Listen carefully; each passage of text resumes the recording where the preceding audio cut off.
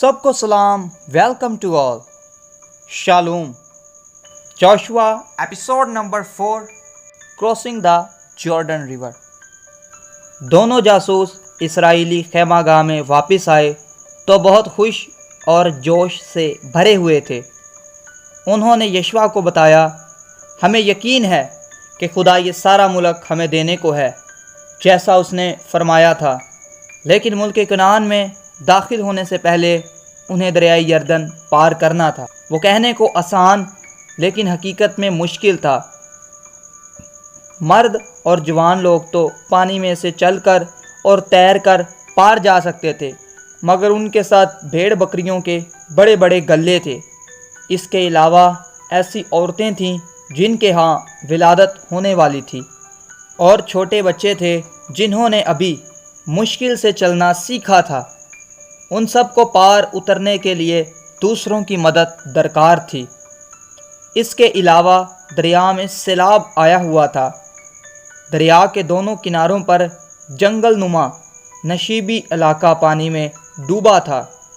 دریا خود چڑھاؤ پر تھا، بہاؤ بھی بہت تیز تھا، مگر یشوع نے خدا پر بھروسہ رکھا اور اس کا حکم مانا۔ جیسے راہ میں ٹھاٹھیں مارتا ہوا دریا ہے ہی نہیں۔ اس نے لوگوں کو بتایا، کاہن عہد کا صندوق اٹھا کر تمہارے آگے آگے دریا میں اتریں، تم ان کے پیچھے پیچھے چلنا۔ سونے سے مونڈھا ہوا یہ عہد کا صندوق خدا کے خیمے کے اندر سب سے قیمتی اور اہم چیز تھا۔ جو ہی کاہنوں نے پاؤں پانی میں رکھے، دریا کا بہاؤ آہستہ ہونے لگا اور تھوڑی دیر میں بالکل بند ہو گیا۔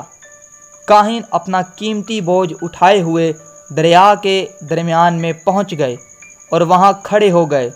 یوں اسرائیل کی ساری جماعت بحفاظت دریا کے پار پہنچ گئی۔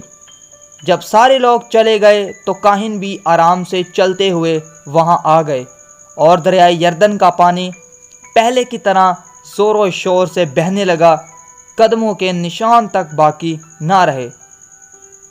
یشوع نے ہر قبیلہ میں ایک آدمی سے کہہ دیا تھا کہ دریا کے بیچ میں سے ایک ایک پتھر اٹھا کر دوسری طرف لے جانا۔ اب یشوع نے وہ 12 پتھر لے کر خداوند کے لیے ایک قربان گاہ بنائی۔ اس نے لوگوں سے کہا، آئندہ برسوں میں جب تمہارے بچے پوچھیں کہ پتھروں کا یہ ڈھیر کیا ہے، تو تم انہیں بتانا، یہ اس عجیب واقعہ کی یادگار ہے جب خدا ہمیں حفاظت سے دریائے یردن پار کرا کے ملک موعود میں لایا۔ یہ وہی منظر تھا جو بہت سال پہلے انہوں نے جناب موسیٰ کے وقت دیکھا جب بحیرہ کلزم کے 2 حصے ہوئے تھے۔ آمین۔ Thank you so much for watching this video. Stay blessed, be safe and stay connected. Amen.